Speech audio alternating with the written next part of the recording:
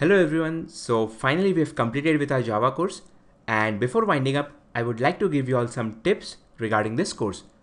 So guys, whatever examples I've given in this entire tutorial, just go through them again, practice them again and again till the time you get comfortable with all the concepts, okay? So what you can do is, just try making some changes in the existing programs which I've taught, then run the program and check the output, okay? So this way you can analyze different scenarios, right?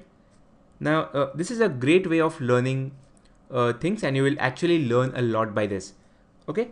Now, coming to the reference books, I would suggest you guys two reference books. One is Head First Java, which is again a very good book for beginners because it has explained the concepts very well in very simple language. Okay. So this is available on Amazon. And if you people want a little higher level book, then you can go for this Java Complete Reference, and it is written by Herbert Shield. Okay, so this is also a beginner level book, but it has a bit higher level language. So people who prefer a bit higher level language, they can go for this book, right? Now, thank you guys. Thank you for watching. I hope you have enjoyed this course. And if you like it, then please provide your review for this course.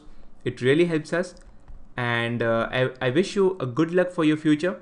So thank you once again.